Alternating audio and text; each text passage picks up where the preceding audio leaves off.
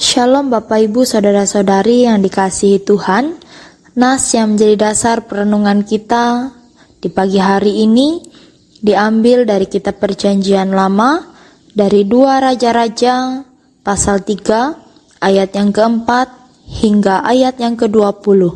Sebelum kita membaca dan merenungkan firman Tuhan, mari kita memohon bimbingan Roh Kudus. Kita berdoa. Bapa kami yang di sorga, pada pagi hari ini kami mengucap syukur atas lawatan Tuhan sepanjang istirahat malam kami, sehingga kami di pagi yang indah ini dibangunkan dengan sukacita dan semangat yang baru.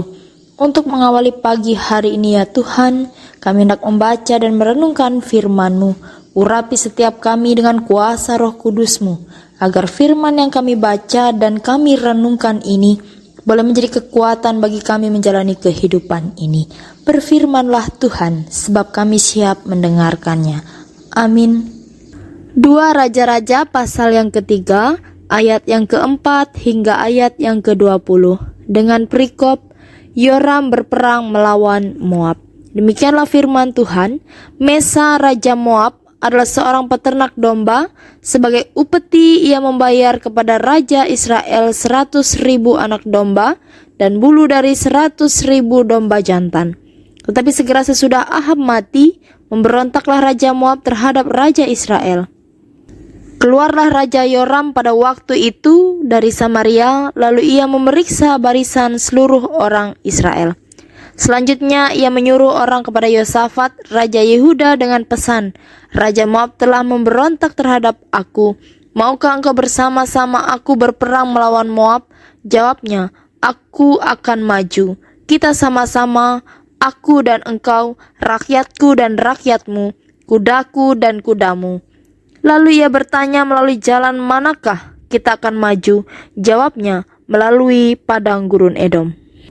Maka berjalanlah Raja Israel dan Raja Yehuda dan Raja Edom. Tetapi sesudah mereka berkeliling 7 hari perjalanan jauhnya, maka tidak terdapat air untuk tentara dan untuk hewan yang mengikuti mereka.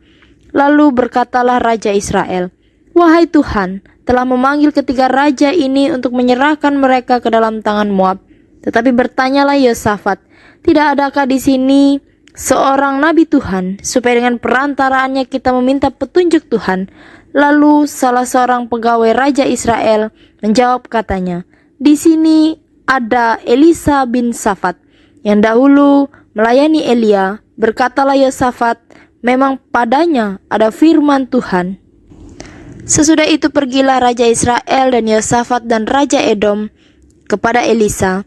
Tetapi berkatalah Elisa kepada Raja Israel, apakah urusanku dengan engkau? Pergilah kepada para nabi ayahmu dan kepada para nabi ibumu. Jawab Raja Israel kepadanya, jangan begitu, sebab Tuhan memanggil ketiga raja ini untuk menyerahkan mereka ke dalam tangan orang Moab. Berkatalah Elisa, demi Tuhan semesta alam yang hidup, yang di hadapannya aku menjadi pelayan, jika tidak karena Yosafat Raja Yehuda, maka sesungguhnya aku ini tidak akan memandang dan melihat kepadamu.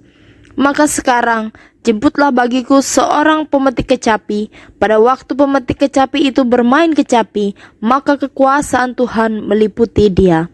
Kemudian berkatalah ia, beginilah firman Tuhan, biarlah di lembah ini dibuat parit-parit, sebab beginilah firman Tuhan, kamu tidak akan mendapat angin dan hujan, namun lembah ini akan penuh dengan air, sehingga kamu serta ternak sembelihan dan hewan pengangkut dapat minum. Dan itu pun adalah perkara ringan di mata Tuhan. Juga orang Moab akan diserahkannya ke dalam tanganmu. Kamu akan memusnahkan segala kota yang berkubu dan segala kota pilihan. Kamu akan menumbangkan segala pohon yang baik. Kamu akan menutup segala mata air. Dan kamu akan merusakkan segala ladang yang baik dengan batu-batu. Keesokan harinya, ketika orang mempersembahkan korban, datanglah dengan tiba-tiba air dari arah Edom. Lalu penuhlah negeri itu dengan air. Yang berbahagia ialah mereka yang mendengarkan firman Allah dan yang memeliharanya. Amin. Shalom Bapak Ibu Saudara-saudari yang dikasihi Tuhan. Perenungan kita pada saat ini berbicara tentang Yoram berperang melawan Moab. Sidang jemaat sekalian, ketika kita menghadapi keadaan yang sulit, terkadang kita mudah putus asa. Dan keadaan itu terkadang membuat kita tidak bisa melihat kasih Tuhan dalam hidup kita. Itulah yang dirasakan juga oleh Raja Israel, yaitu Raja Yoram, di mana firman Tuhan pada saat ini menceritakan tentang ketidakberdayaan Raja Yoram menghadapi pemberontakan Raja Moab setelah kematian Ahab. Sebelumnya Raja Moab memang tunduk, bahkan selalu membawa upeti kepada Raja Ahab. Tetapi ceritanya menjadi berbeda ketika Ahab sudah mati dan digantikan oleh anaknya Yoram. Awalnya Raja Yoram mencoba menyiapkan diri menghadapi Raja Moab tersebut.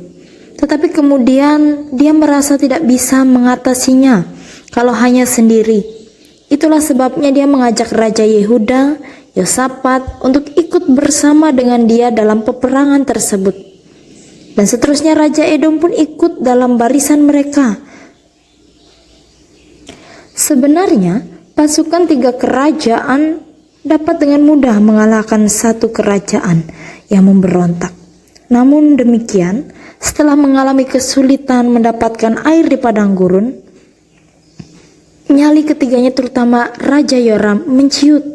Raja Yoram stres sendiri menghadapi situasi sulit tersebut. Dia putus asa dan dalam ketidakberdayaannya dia mengatakan, "Wahai Tuhan, telah memanggil ketiga raja ini untuk menyerahkan mereka ke dalam tangan Moab."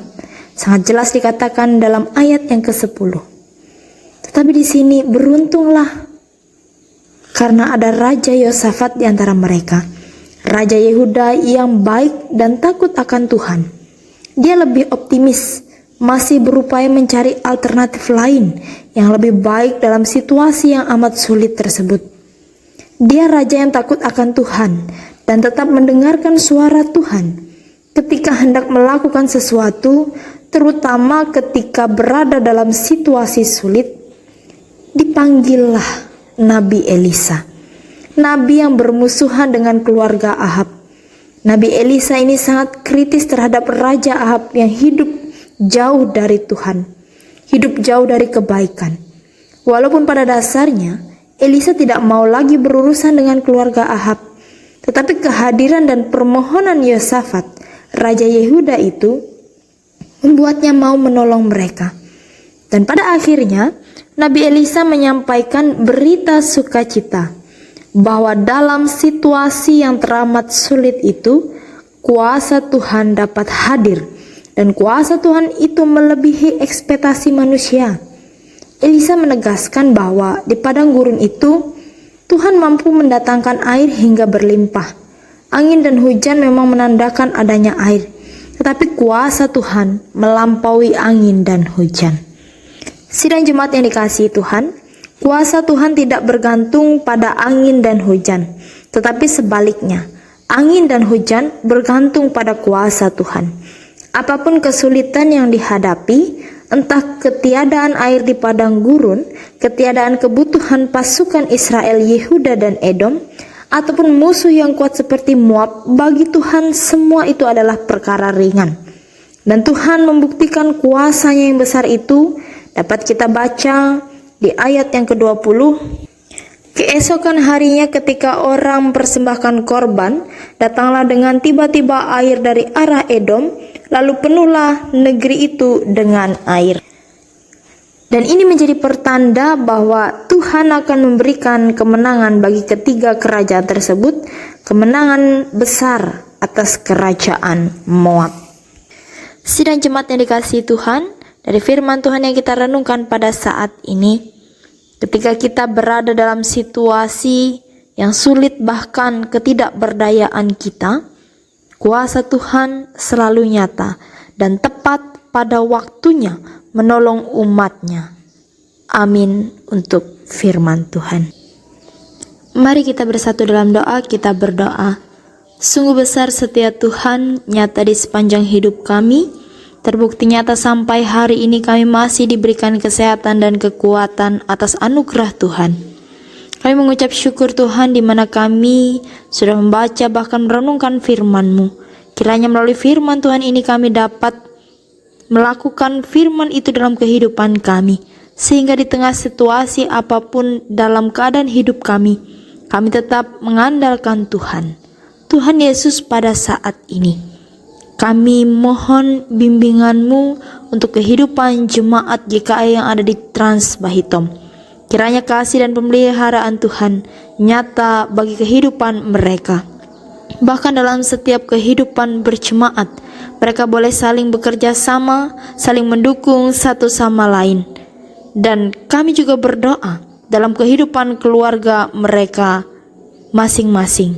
Kiranya setiap usaha pekerjaan dan dalam segenap tugas tanggung jawab mereka masing-masing pribadi, kiranya Tuhan Engkau memberkati mereka. Tuhan, kami juga berdoa, kiranya Engkau memberkati hubungan suami istri, hubungan orang tua dengan anak, bahkan dengan sanak saudara mereka, agar diberikan keharmonisan damai sejahtera yang berasal daripada Engkau ya Tuhan. Kami juga berdoa Tuhan, bagi seluruh sidang jemaat Tuhan yang ada di kawasan Resort Puruk Jahu dan dimanapun mereka berada. Tuhan yang boleh senantiasa mengiringi setiap langkah kehidupan mereka dalam segenap tugas dan tanggung jawab mereka, dalam pekerjaan bahkan dalam kehidupan rumah tangga mereka masing-masing. Tuhan, kami serahkan segala aktivitas kami sepanjang hari ini, hanya kami serahkan kepada Engkau ya Tuhan, yang menjadi Tuhan dan Juru Selamat kami, dan yang mengajar kami berdoa demikian. Bapa kami yang di sorga, dikuduskanlah nama-Mu, datanglah kerajaan-Mu, jadilah kehendak-Mu di bumi seperti di sorga. Berikanlah kami pada hari ini makanan kami yang secukupnya, dan ampunilah kami akan kesalahan kami, seperti kami juga mengampuni orang yang bersalah kepada kami. Dan janganlah membawa kami ke dalam pencobaan, tetapi lepaskanlah kami daripada yang jahat, karena Engkau yang punya kerajaan dan kuasa dan kemuliaan sampai selama-lamanya. Amin. Selamat melakukan aktivitas hari ini. Tuhan Yesus memberkati.